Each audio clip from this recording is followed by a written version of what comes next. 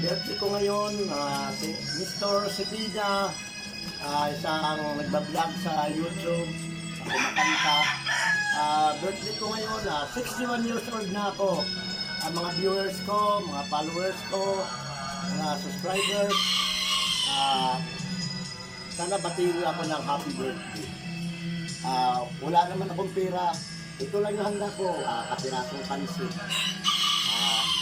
Basta mahiraos ko lang yung birthday ko, okay na ako, si God na ang bahala. Dumating din ang edad ko ng 61 years old. Wala namang nakaalam kung hanggang saan tayo dito sa daigdig na ito. 61 ka na? Yes, sir. I'm 61 years old. 1962 ako pinanganak, September 28. Yeah. Kahit paano, mahiraos ko lang ang kunting handa, kahit pansit lang, pakiraso, maligaya na ako.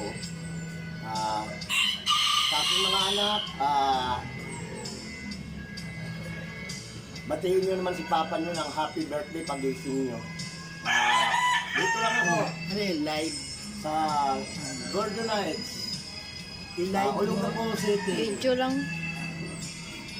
At ako'y magpapasalamat, lalo sa ating mga kaibigan, at sa mga viewers ko, sa mga subscribers ko.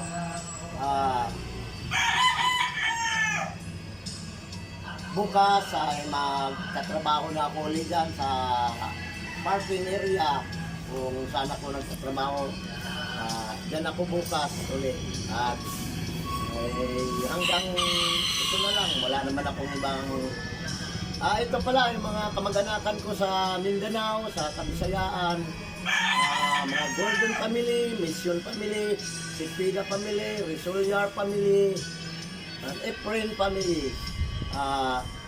Maraming salamat pala sa pagsubaybay nyo sa YouTube. Maraming salamat. Dito na lang ako. Bye-bye.